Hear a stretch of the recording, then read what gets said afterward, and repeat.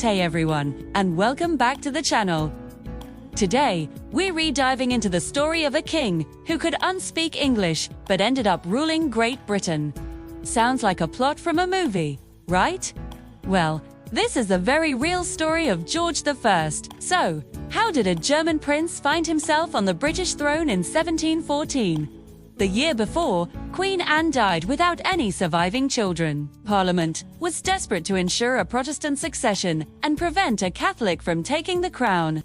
They looked far and wide through a complex family tree, and their best option was a distant cousin from Hanover, Germany, Georg Ludwig, or as we know him, George I. He was 54 years old, didn't speak a word of English, and frankly, seemed more interested in his German territories than in his new kingdom across the sea.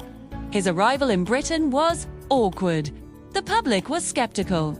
They saw a middle-aged foreign man who preferred the company of his German advisors and mistresses. He never really bothered to learn English, communicating with his ministers in French. This language barrier had a huge, unintended consequence. Since the king couldn't directly participate in government meetings, the role of his chief minister grew in importance. This laid the groundwork for the modern prime minister, with figures like Robert Walpole gaining immense power and effectively running the country. So, in a way, the king's disinterest helped shape the British political system we know today.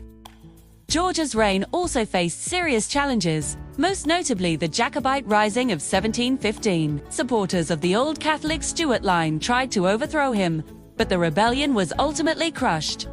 Despite the initial instability and his personal unpopularity, George I's 13-year reign successfully secured the Hanoverian succession. He passed away in 1727, not in London, but in his beloved Hanover. He was a king by accident of birth and politics, a ruler who was never truly at home in his own kingdom. Yet his reign marked the beginning of a new dynasty and a new era in British politics. Thanks for watching. If you found this story as fascinating as I did, don't forget to hit that like button, subscribe for more historical deep dives, and let me know in the comments which monarch you'd like to see next. See you in the next video.